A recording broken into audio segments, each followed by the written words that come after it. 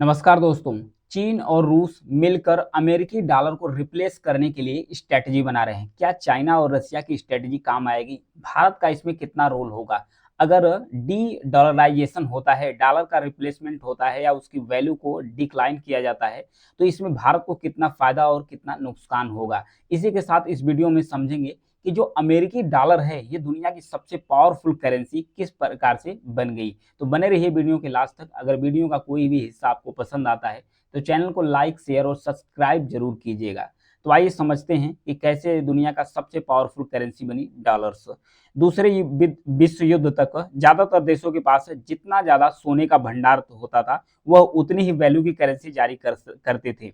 1944 में दुनिया के 44 देशों के डेलीगेट्स मिले और अमेरिकी डॉलर के मुकाबले सभी करेंसी का एक्सचेंज रेट तय किया, क्योंकि उस वक्त अमेरिका के पास दुनिया का सबसे ज्यादा सोने का भंडार था। सबसे ज्यादा अमेरिका के पास सोने का भंडार था और वो दुनिया की सबसे बड़ी स्थिर अर्थव्यवस्था वाला भी देश था। 80 साल बाद यानी 2024 में दुनिया का 80% जो व्यापार होता है वो डॉलर में होता है, और जो पेमेंट्स होता है वो करीब दुनिया का जो 58% है जो पेमेंट्स होता है वो डॉलर में ही किया जाता है।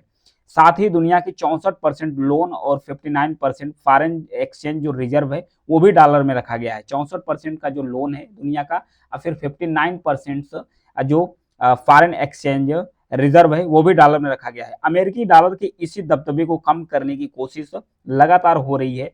22 से 24 अक्टूबर को 2024 रूस के कजान शहर में ब्रिक्स की 16वीं समिट ऑर्गेनाइज की गई थी। उसमें भारत के प्रधानमंत्री भी पहुंचे थे। वहां पर इस चर्चा हो रही थी इस चीज की कि क्या डॉलर को मतलब डी डॉलराइजेशन संभव है। न्यू पेमेंट सिस्टम पर भी बात हो रही थी कि क्या न्यू पेमेंट सिस्टम लाया जा सकता है। तो आज इस वीडियो में इसी चीज की चर्चा करेंगे कि अमेरिका की डॉलर दुनिया की सबसे मजबूत करेंसी कैसे बना, क्या फिलहाल डॉलर को रिप्लेस किया जा सकता है, और इसमें भारत, चीन, अमेरिका क्या असर होगा, इन देशों पर भी क्या असर होने वाला है कि इसको खत्म किया जा सकता है कि नहीं खत्म किया जा सकता है। तो इसमें पहला क्वेश्चन उठता है, अमेरिकी डॉलर दुनिया की सबसे मजबूत करेंसी कैसे बनी। तो इसे समझते हैं। मान लीजिए भारत को पाकिस्तान की करेंसी पर भरोसा नहीं है, ऐसे में वो पाकिस्तानी करेंसी में व्यापार नहीं करेगा। ऐसे ही समस्या के लिए 1944 में दुनिया के तमाम देशों ने मिलकर डॉलर को बेस करेंसी यानी कि उसे एक बेस करेंसी बना दिए। बेस करेंसी बनाया। भारत पाकिस्तान से डॉलर में कारोबार कर सकता है क्योंकि उसे पता है कि अमेरिकी डॉलर कभी डूबेगा नहीं और जरूरत पड़ने पर अमेरिका डॉलर के बदले हमें सोना दे देगा। तो इसलिए भारत उसमें व्यापार आसानी से कर सकता है। ये व्यवस्था करीब 3 दशक तक चलती रही। ये व्यवस्था 3 दशक तक चलती रही। डॉलर दुनिया की सबसे सुरक्षित करेंसी भी बन चुका था, लेकिन 1970 की शुरुआत में 1970 के शुरुआत में ही कई देशों ने डॉलर के बदले सोने की मांग शुरू कर दी। ये देश अमेरिका को डॉलर देते थे और उसके बदले में सोना लेते थे। इससे अमेरिका का जो सोने का भंडार है, जो सोने का रिजर्व है, गोल्ड का रिजर्व है अमेरिका का, खत्म होना शुरू कर दिया। जब खत्म होना शुरू कर दिया तो 1971 में यानी 1971 में अमेरिका के राष्ट्रपति थे निक्सन। इन्होंने डॉलर को सोने से अलग कर दिया। इसके बावजूद देशों ने डॉलर में लेन देन जारी रखा, क्योंकि तब तक डॉलर दुनिया की सबसे सुरक्षित मुद्रा बन चुका था। इन्होंने अलग कर दिया, तब भी लोग डॉलर में अपना जो कारोबार है करना शुरू कर दिया, क्योंकि तब तक डॉलर काफी स्थिर और दुनिया की सबसे मजबूत करेंसी भी बन चुका था। डॉलर की मजबूती की एक बड़ी वजह और भी थी। दरअसल 1945 की बात है। 1945 में अमेरिका के राष्ट्रपति रूजवेल्ट ने सऊदी अरब के साथ एक करार किया। करार की शर्त यह थी कि उसकी सुरक्षा अमेरिका करेगा, बदले में सऊदी अरब सिर्फ डॉलर में ही तेल बेचेगा। डॉलर में तेल, दुनिया के हर देशों को सऊदी अरब किस में तेल बेचेगा, सिर्फ डॉलर में तेल बेचेगा। ये समझौता एग्रीमेंट हो गया किसके बीच, सऊदी अरेबिया के बीच और अमेरिका के बीच, दो देशों के बीच है। यहाँ पर देखिए यूनाइटेड स्टेट्स है, ये है सऊदी अरेबिया। दोनों के बीच जब एग्रीमेंट हो गया कि अमेरिका बोला कि मैं सऊदी अरेबिया की सुरक्षा की जिम्मेदारी ले रहा हूं, लेकिन सऊदी अरेबिया जो तेल है सिर्फ डॉलर में बेचेगा। दुनिया का कोई भी देश अगर सऊदी अरेबिया से क्रूड ऑयल, कच्चा तेल खरीदता है तो उसे भुगतान डॉलर में ही करना पड़ता है। फिर उसके बाद डॉलर की जो पावर है उसी के दम पर अमेरिका बैठे बिठाए अरबों का कारोबार करना शुरू कर दिया। कैसे? क्योंकि हम किसी चीज को खरीदने के लिए कई तरीके से उसका दाम चुकाते हैं, जैसे कि कैश भी देते हैं, ऑनलाइन बैंकिंग सिस्टम का इस्तेमाल करते हैं, यूपीआई ट्रांसफर करते हैं। ऐसे ही दुनिया भर के देश आपस में व्यापार करने के लिए अमेरिका के स्विफ्ट नेटवर्क का इस्तेमाल किए। यहाँ पे देखिए अमेरिका का एक स्विफ्ट नेटवर्क है, इसका इस्तेमाल किए। ये स्विफ्ट नेटवर्क है क्या? इसमें है society for world wide interbank financial telecommunications.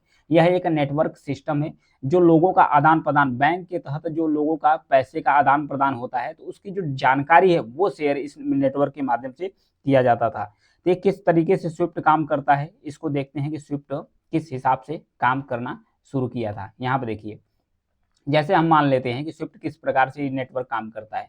Adani group है, भारत के एक फेमस बिजनेसमैन है जो चर्चा में भी थे। अडानी ग्रुप पाकिस्तान की किसी भी कारोबारी से अगर $10,000 की सूरजमुखी खरीदते हैं, यहाँ पर देखिए अडानी ग्रुप है, पाकिस्तान के किसी भी व्यापारी से, अगर पाकिस्तान का कोई भी ट्रेडर है, व्यापारी है, तो उससे करीब $10,000 का क्या खरीदते हैं, सूरजमुखी का तेल खरीदते हैं, सूरजमुखी का तेल ऑयल खरीदते हैं। तो इसके लिए करना क्या होता है, सबसे पहले जो अडानी ग्रुप है वो अपने भारतीय बैंक को 10,000 देंगे, ये अपने इंडियन जो बैंक है इसको 10,000 रुपये देंगे। 10,000 रुपये जब इन्हें देंगे, 10,000 रुपये जब इन्हें देते हैं तो ये करते क्या है, जो इंडियन बैंक है ये यूएस में जाते हैं, यूएस बैंक यानी कि जो अमेरिका का बैंक है उसे 10,000 रुपये देता है और 10,000 के बदले वो डॉलर लेता है, एक्सचेंज करता है। अमेरिका का जो बैंक है डॉलर एक्सचेंज करता है। डॉलर एक्सचेंज करने के लिए करता क्या है, 10,000 वैल्यू का वो डॉलर लेता है। अब वो डॉलर को पाकिस्तान का जो बैंक है, पाकिस्तान को बैंक है, उसी पैसे के बदले में, उसी डॉलर के बदले में जितना चुकाना पड़ता है तेल, मतलब कि जितना पैसा का खरीदना है उतना वैल्यू ये जो यूएस का बैंक है वो देता है, किसको, पाकिस्तान को, बैंक को देता है। ये जो यूएस एक्सचेंज का काम करता है, मतलब कि भारत का पैसा लेता है, भारत को डॉलर देता है, फिर पाकिस्तान को डॉलर देता है और पाकिस्तान की करेंसी लेता है। ये जो एक्सचेंज यूएस कर रहा है इसका बहुत ज़्यादा मात्रा में पैसे कमाता है, इसी नेटवर्क के तहत करता है, स्विफ्ट नेटवर्क के तहत अमेरिका इस चीज़ को करता है। फिर आता है 1973 का दशक, यानी कि 1973 में 22 देशों के 518, कम से कम 518 बैंक के साथ स्विफ्ट नेटवर्क शुरू होता है। फिलहाल इसमें करीब 200 से ज़्यादा देश शामिल है। जो स्विफ्ट नेटवर्क है इसमें लगभग 200 से ज़्यादा देश इसमें शामिल हो चुके हैं। करीब 11,000 इसमें बैंक जुड़ चुके हैं, 11,000 दुनिया के बैंक इसमें जुड़े हैं, जो अमेरिकी बैंकों में अपना विदेशी मुद्रा भंडार रखते हैं। अब सारा पैसा तो व्यापार में लग नहीं सकता, इसलिए देश अपने एक्स्ट्रा जो पैसे होते हैं अमेरिका में बांड में लगा, अमेरिका का जो बांड है उसमें लगा देते हैं, जिससे कुछ ब्याज मिलता है। सभी देशों को मिलाकर ये पैसा करीब अमेरिका के पास 7.8 ट्रिलियन डॉलर्स हो जाता है। 8 ट्रिलियन डॉलर्स अमेरिका के पास हो जाता है, यानी भारत की इकोनॉमी से भी दुगना से भी ज़्यादा। इस पैसे का इस्तेमाल अमेरिका अपनी ग्रोथ के लिए करता है, क्योंकि सब लोग पैसा अमेरिका के अकाउंट में बैंक में जमा करते हैं, उसका अमेरिका ब्याज देता है और इस पैसे का इस्तेमाल अमेरिका अपनी इकोनॉमी को बूस्ट करने में करता है, अन्य लोगों को कर्ज देने के लिए करता है। तो ये फायदा अमेरिका को इस तरीके से होना, जबरदस्त तरीके से होना शुरू कर देता है। डॉलर को रिप्लेस करने के लिए चीन, रूस क्यों कोशिश कर रहे हैं, क्योंकि रूस दुनिया का दूसरा सबसे बड़ा तेल और गैस का उत्पादन करने वाला देश है। यहाँ पर देखिए रसिया का लोकेशन देखते हैं, ये जो रसिया है ना, दुनिया का सेकंड सबसे बड़ा गैस और जो क्रूड ऑयल है, कच्चा तेल है, पेट्रोल, वो प्रोडक्शन करता है। उसके सबसे बड़े खरीदार यूरोपीय देश है। इसका यहाँ पर देखिए, इसके बगल में यूरोप महाद्वीप है, ये सबसे बड़ा जो खरीदारी करते हैं रसिया का जो तेल है, गैस है, ये रसिया से सबसे ज़्यादा खरीदारी यही यूरोपीय कंट्री के द्वारा किया जाता है। अप्रैल 2022 में रूस ने नेचुरल गैस खरीदने वाले यूरोपीय यूनियन के देशों से कहा कि वो डॉलर या यूरो के बजाय वो भुगतान रूबल में करें, क्योंकि रसिया का जो करेंसी है वो है रूबल। तो वो बोला कि हमें डॉलर नहीं चाहिए या हमें यूरो नहीं चाहिए, यूरोप की पूरा करेंसी का नाम है यूरो और डॉलर अमेरिका की करेंसी है। कहा कि ना हमें डॉलर चाहिए ना यूरो चाहिए, आपको तेल और गैस चाहिए तो आप हमें रूबल में भुगतान करो। तो इसका नतीजा हुआ क्या, इसका नतीजा यह हुआ कि जो अन्य देश है, यानी जो देश रूस से गैस खरीदते थे, अमेरिकी बैंक डॉलर देते थे, रूस के सेंट्रल बैंक में जो रूबल रिजर्व है वो पड़ा हुआ था। इसी तरह बाकी चीज़ें वो देश धीरे धीरे जब रूबल में मांगना शुरू कर दिया तो धीरे धीरे कम कर दिए।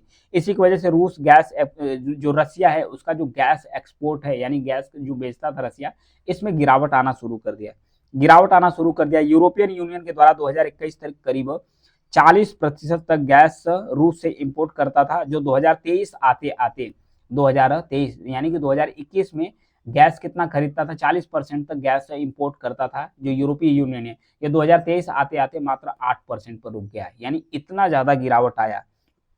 फिर जून 2022 में रूस के राष्ट्रपति व्लादिमीर पुतिन ब्रिक्स देशों की करेंसी का एक नया इंटरनेशनल रिजर्व बनाने की बात कही। पुतिन के प्रपोजल पर ब्रिक्स देशों में शामिल जो ब्राजील, रूस, भारत और चीन, साउथ अफ्रीका है, ये भी विचार कर रहे थे। विचार कर रहे थे क्या सच में एक नई करेंसी ब्रिक्स की होनी चाहिए जो डॉलर को रिप्लेस कर सके।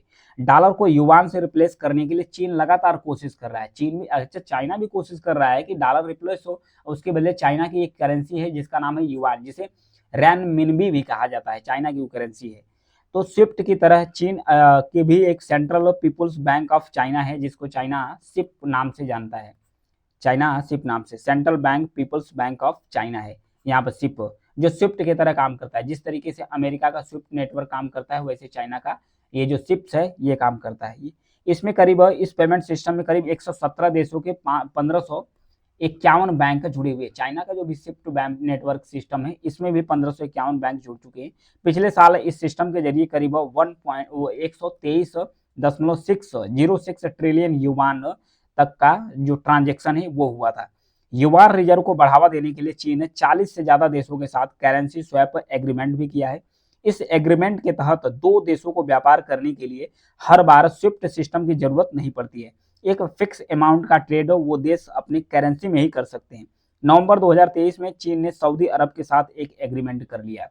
सऊदी अरब के साथ एग्रीमेंट चाइना का क्या हुआ कि 3 साल के लिए डॉलर की बजाय युवान का इस्तेमाल करेंसी स्वैप की जाएगी। मतलब वो कहा कि 3 सालों के लिए, 3 साल के लिए हम आपसे कुछ भी खरीदते हैं, आप मेरे से कुछ भी खरीदो, तो वो पैसा आप न तो डॉलर में दो, न ही हम डॉलर को एक्सेप्ट करते हैं। आपको देना किस में होगा, आप हमारी मुद्रा युवान में आप व्यापार कर सकते हैं मेरे साथ। 3 साल के लिए एग्रीमेंट कर लिया ताकि युवान को बढ़ावा दिया जा सके, जिसकी वैल्यू करीब कितनी हो गई थी, 6.93 बिलियन डॉलर तक पहुंच चुकी थी।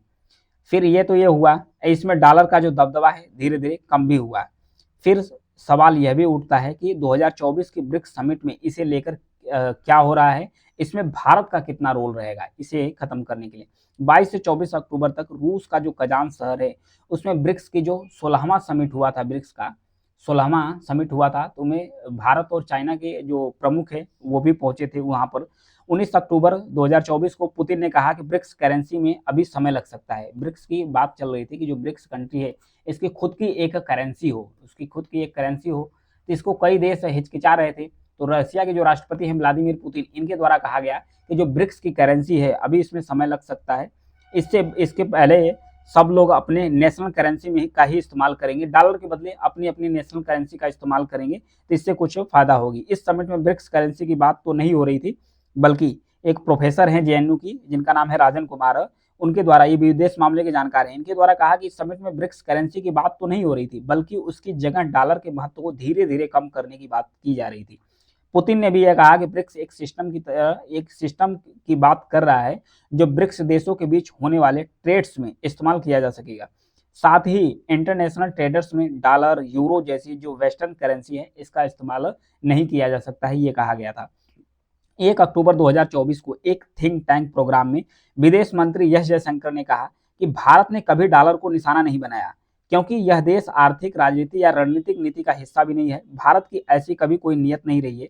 ये जरूर है कि भारत की कुछ जो पार्टनर्स हैं को डॉलर में व्यापार करने में कठिनाइयां आ रही है, जिसे ध्यान देने की बात है।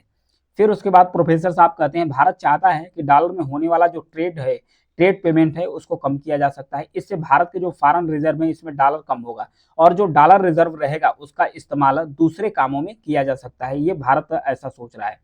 फिर उसके बाद प्रश्न यह भी उठता है क्या डी डॉलराइजेशन पॉसिबल है, अगर है तो कितना हद तक, क्या डॉलर्स को डी डॉलराइजेशन किया जा सकता है, डॉलर को कम किया जा सकता है।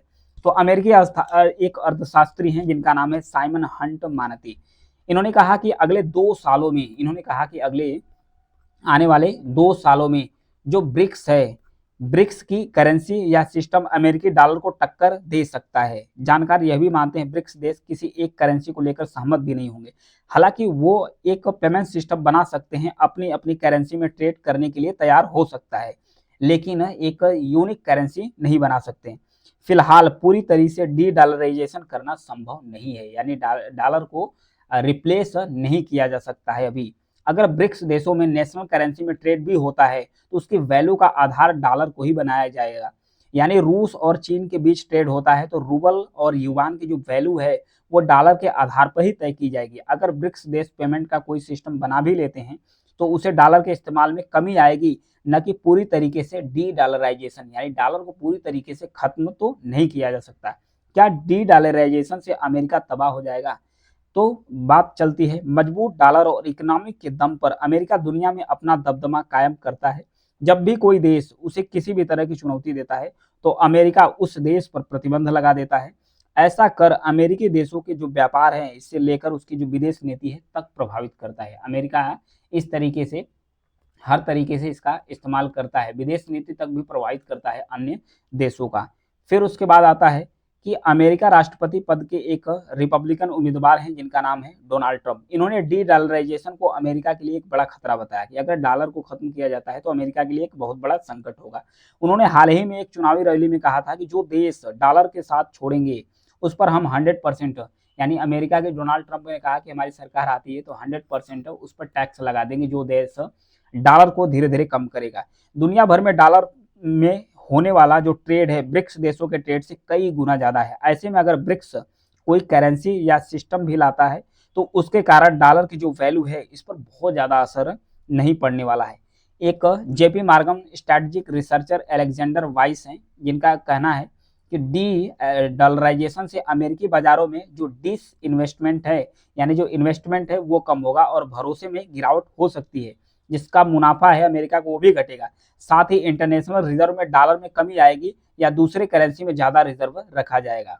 तो ये कुछ तो घटेगा लेकिन इसे रिप्लेस नहीं किया जा सकता। क्या डी डॉलराइजेशन से चीन का दबदबा बढ़ जाएगा?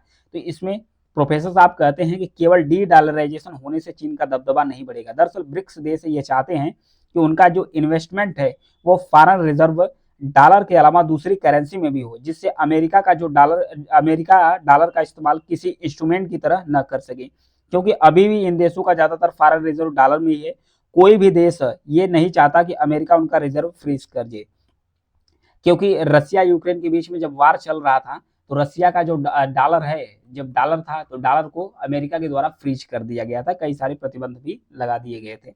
वास्तव में चीन ग्लोबल फाइनेंशियल सिस्टम के साथ नहीं जुड़ा है क्योंकि इसमें कई कमियां हैं। चीन में कई सरकारी कंपनियां हैं जिन्हें भारी सब्सिडी दी जाती है। अगर कोई देश ग्रेट इकोनॉमिक पावर बनना चाहता है तो वो स्ट्रेटजी उसकी सही नहीं होगी। चाइना सोच रहा है कि जो उसकी करेंसी है युवान वो पावरफुल बन जाए, डॉलर के स्थान ले पाए, लेकिन चाइना की जो देश है, चाइना की जो कंपनियां हैं उस पर सरकारी दबदबा ज्यादा है। इस वजह से चाइना की जो स्ट्रेटजी है काफी ज्यादा कारगर साबित नहीं हो सकती है। डी डॉलराइजेशन से भारत को फायदा होगा या नुकसान है, ये समझ लेते हैं कि भारत को डी डॉलराइजेशन से फायदा होगा या नुकसान होगा। डी डॉलराइजेशन से भारत की अमेरिकी मॉनेटरी पॉलिसी और जो डॉलर है उस पर निर्भरता तो कम होगी, साथ ही भारत का जो फॉरेन रिजर्व है इसमें दूसरी करेंसी का हिस्सा भी बढ़ेगा। इसके लिए भारत को धीरे धीरे सावधानी के साथ ये कदम उठाना चाहिए कि डी डॉलराइजेशन का कदम भारत को धीरे धीरे लेना चाहिए। भारत को भी एकदम से डॉलर खत्म करने से भारत को दिक्कत हो सकती है। अगर भारत और रूस के बीच रूबल और रुपए में ट्रेड होता है तो भारत को फायदा होगा, लेकिन रूस यूक्रेन युद्ध के दौरान हमने यह भी देखा कि भारत ने रुपए में रूस से क्रूड ऑयल खरीदा, लेकिन कुछ समय बाद रूस को घाटा होने लगा क्योंकि उसके पास अब बहुत ज्यादा रुपए इकट्ठा हो गए थे जिसका वो इस्तेमाल और कहीं नहीं कर सकता। क्योंकि रसिया करता क्या है, रसिया एक्सपोर्ट भारत को ज्यादा करता है, इंपोर्ट कम करता है। तो भारत जो रसिया है रुपए का करेगा क्या, रुपए का इस्तेमाल करेगा भारत से कोई सामान खरीदने के लिए। तो भारत धीरे धीरे अब चाहा कि अन्य करेंसी में भी भारत का जो रसिया है उसका व्यापार होना शुरू कर दे। भारत ये नहीं चाहेगा कि ब्रिक्स देशों में चीन का जो युआन है उसका महत्व बढ़े, क्योंकि चाइना का जब मुद्रा बढ़ जाएगी तो भारत को डर होना शुरू हो जाएगा। उसे सभी देश स्वीकार करें, क्योंकि भारत का चीन की करेंसी में विश्वास भी नहीं है कि चाइना की करेंसी अगर एकदम से चले तो वो ज़्यादा देर तक टिक पाएगी। ऐसा क्यों कहा जा रहा है कि डॉलर और यूरो का जो वेपनाइजेशन वो किया गया? क्योंकि रूस यूक्रेन युद्ध के चलते अमेरिका ने रूस पर कई सारे प्रतिबंध भी लगाए। उसने विदेशों में रखा हुआ रूस का करीब 282 बिलियन डॉलर का जो रिजर्व है उसे फ्रीज कर दिया था। रूसी बैंकों को स्विफ्ट नेटवर्क से डिस्कनेक्ट भी कर दिया गया और अमेरिकी बैंकों के जरिए पेमेंट्स भी रोक दिया गया। तो अमेरिका ने रूस का रिजर्व फ्रीज कर इंटरनेशनल लॉ का उल्लंघन भी किया है। साथ ही पश्चिमी देश भी रूस यूक्रेन युद्ध में एक तरह से शामिल है। अमेरिका ने ऐसा कर डॉलर का इस्तेमाल एक वेपन यानी एक हथियार के तौर पर इस्तेमाल किया है। ऐसे में कई देश अमेरिका और पश्चिमी देशों से घबराए हुए हैं, वो अपने रिजर्व और पॉलिसी में बदलाव करने चाह रहे हैं। इसी का नतीजा निकला कि जो ब्रिक्स देश हैं, ब्रिक्स देश भी एक नए करेंसी या अपने नेशनल करेंसी में ट्रेड करने की सोच रहे हैं और उसके बाद अपना जो क्षेत्रीय जो करेंसी है उसका इस्तेमाल को बढ़ावा दे रहे हैं। जो डॉलर है, डॉलर का इस्तेमाल कम करना चाह रहे हैं ताकि अमेरिका इसका इस्तेमाल एक हथियार के तौर पर न किया जाए, इसी का नतीजा है। लेकिन अभी भी डॉलर को रिप्लेस नहीं किया जा सकता है। ये था डॉलर और डी डॉलराइजेशन के बारे में। Thank you.